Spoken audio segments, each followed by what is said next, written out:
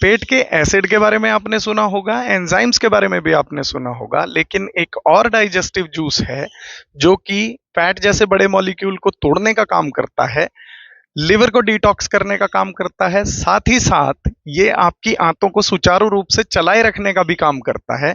और ये सब काम ये बिना किसी क्रेडिट लिए करता है, इसीलिए मैं इसे डाइजेशन का अनसंग हीरो मानता हूं। और आज के वीडियो में हम इसी अनसंग हीरो के बारे में बात करेंगे, जो कि है बाइल जूस। आज के वीडियो में हम ये जानेंगे कि बाइल जूस आखिर होता क्या है, ये हमारे शरीर में क्या रोल अदा करता है, साथ ही साथ अगर इसके फ्लो में किसी तरह की रुकावट आती है तो हमें किस तरह की प्रॉब्लम्स का सामना इसकी वजह से करना पड़ता है। हाय, मेरा नाम अलंकार धारीवाल है और मैं हूं आपका गट डॉक्टर।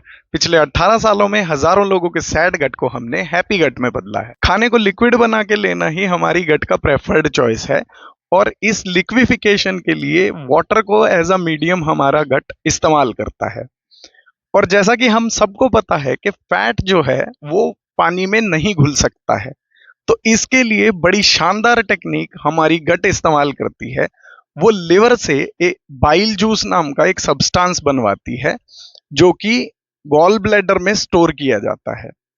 अब ये जो सब्सटेंस है ये एक तरह का सोपी या डिटर्जेंट टाइप सब्सटेंस होता है। जैसे आपकी कढ़ाई में लगे हुए तेल को जिस तरह से डिश वॉशिंग डिटर्जेंट साफ कर देता है, उसी तरह से आपके खाने में मौजूद जो फैट है उसे ये बाइल जूस जो है वो बहुत छोटे छोटे हिस्सों में तोड़ देता है, जिससे उसका डाइजेशन बहुत आसान बन जाता है और आपके खाने में मौजूद जो फैट सॉल्युबल विटामिन हैं वो भी बड़ी आसानी से इसके द्वारा आपके शरीर में अब्जॉर्ब करा दिए जाते हैं। आपके स्टमक से जब आपका खाना छोटी आंत की तरफ जाने के लिए निकलता है तो उसमें बहुत ज्यादा एसिड का अंश मौजूद होता है, जो कि अगर इसी रूप में आपके छोटी आंत में पहुंच जाता है तो वो आपके लिए बहुत ज्यादा नुकसानदेह साबित हो सकता है। इसी स्थिति को न्यूट्रलाइज करने के लिए आपका बाइल जूस काम आता है। ये बाइल जूस डिओडिनम में जाके आपके खाने से मिल जाता है और उसे न्यूट्रलाइज कर देता है, उसकी पीएच को बैलेंस कर देता है, जिससे आपका खाना आसानी से पचने लायक भी हो जाता है और साथ ही साथ ये किसी तरह का भी बुरा प्रभाव आपके स्मॉल इंटेस्टाइन पर नहीं डाल पाता है। ये तो हमें पता है कि लिवर डिटॉक्सिफिकेशन का काम करता है, लेकिन कैसे, आइए थोड़ा सा ये समझने की कोशिश करते हैं। तो दरअसल लिवर जितना भी आपके शरीर से टॉक्सिन्स को अलग करता है, वो सब के सब टॉक्सिन्स लिवर जो है वो बाइल जूस में डाल देता है। और बाइल जो है वो क्योंकि आंतों में घूमता है, तो आंतों में से घूमते हुए वो एनस के रास्ते इस सारे टॉक्सिन्स को बाहर निकाल देता है। तो इस तरह से ये आपके लिवर को और आपके शरीर को डिटॉक्सिफाई करने में भी बाइल जूस बहुत इंपॉर्टेंट रोल अदा करता है। अब बाइल जूस क्योंकि एक सोपी सब्सटेंस है, तो ये एक तरह की आपकी गट लाइनिंग की ग्रीसिंग कर देता है, जिसकी वजह से आपका खाना जो है उसकी मूवमेंट बड़ी इजी हो जाती है। तो इस तरह से ये आपकी आंतों को प्रॉपर मूवमेंट देने में भी बहुत ज़्यादा हेल्प करता है, जिससे ये आपको कॉन्स्टिपेशन जैसी समस्या से भी प्रोटेक्टेड रखता है। बाइल जूस के ये फंक्शंस जानने के बाद आपको समझ में आ गया होगा कि बाइल कितना इंपॉर्टेंट है आपके डाइजेशन के लिए। इसके साथ ही अगर इसके फ्लो में किसी तरह की रुकावट आती है तो हमें किन किन तरह की समस्याओं का सामना इसमें करना पड़ सकता है, आइए इस पर थोड़ी बात कर लेते हैं। दरअसल जब भी इसके फ्लो में किसी तरह की रुकावट आती है तो बहुत कॉमन जो समस्याएं मैंने देखी हैं उसमें एक है नौजिया यानी कि मिचली आना, दूसरा है डकारें, बड़ी बड़ी डकारें पेशेंट्स को आ रही होती हैं अक्सर, तो वो भी बाइल की कमी की वजह से होता है।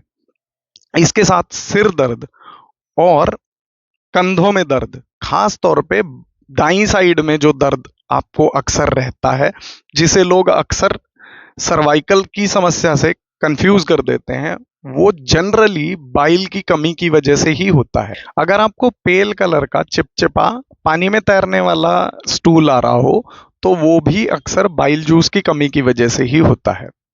इसके अलावा आपको थकान रहती हो, आपका खाना ठीक ढंग से ना पचता हो, पेट फूला रहता हो, ये समस्याएं भी अक्सर बाइल जूस की कमी से देखी जा सकती। अब जब बाइल से जुड़ी समस्याओं पर बात कर ली है तो आइए थोड़ा सा समाधान की तरफ भी ध्यान देते हैं। तो समाधान में जो सबसे पहली चीज है कि आपको किसी भी तरह का पैकेज्ड फूड खाना बंद कर देना चाहिए।